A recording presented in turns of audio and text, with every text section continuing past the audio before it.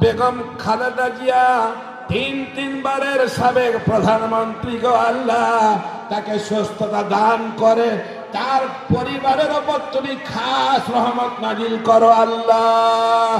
আল্লাহ ওই পরিবারের ওপর তুমি তোমার রহমতের চাদর দিয়া ঢেকে দাও গো আল্লাহ। আল্লাহ আল্লাহ তাদের মনোবাসনা তুমি পূর্ণ করার তৌফিক এনায়েত করে দাও আল্লাহ। আয় আল্লাহ তাআলা আবার জনগণের লক্ষ লক্ষ জনগণের মধ্যে যেন কথা বলতে পারে তুমি সেই তৌফিক দান করো আল্লাহ। আল্লাহ তোমার কাছে দাবি করে বলছি, তুমি সুস্থতা দান করেই দাও আল্লাহ, তুমি সুস্থতা দান করেই দাও আল্লাহ। আল্লাহ তাকে তুমি সুস্থতা দান করেই দাও, করে দাও আল্লাহ, তার মনোবাসনা পূর্ণ করে দাও ও আল্লাহ। এই বাংলাদেশের স্বাধীনতা আনতে গিয়ে যারা বুকের তাজা রক্ত বিলিয়ে দিয়েছে, যারা শাহাদাত বরণ করেছে আল্লাহ, সমস্ত শহীদদেরকে তুমি কবুল করে নাও।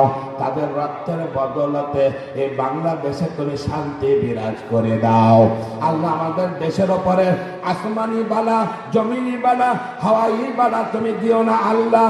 আল্লাহ এই শহীদ পরিবারের জন্য আজকে দোয়া করতেছি আল্লাহ। আল্লাহ তারেক রহমান থেকে আরম্ভ করে এই পরিবারের যত সদস্যবৃন্দ আছে আল্লাহ, যত নেতা কর্মী আছে রয়েছে আল্লাহ, মা জননী বেগম খালেদা জিয়া আল্লাহ তার কথাও বলতেছি আল্লাহ।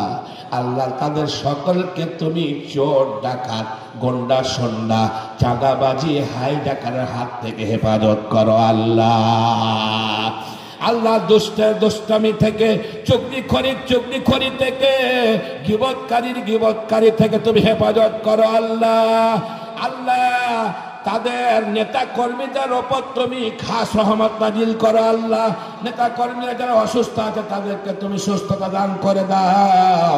দলমত নির্বিশেষে যারা হাত তুলেছে, যারা অসুস্থ আছে তাদেরকেও তুমি সুস্থতা দান করে দাও আল্লাহ। স্টেজে বসে রয়েছে আমার শ্রদ্ধেয় স্যার, যা পাঁচবারের হুইপ রয়েছিলেন আল্লাহ।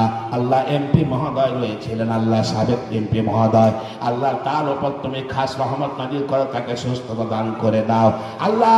আরো অনেক নেতা নেত্রীরা এখানে উপস্থিত রয়েছে আল্লাহ, প্রত্যেকের উপর তুমি খাস রহমত নাজিল করো।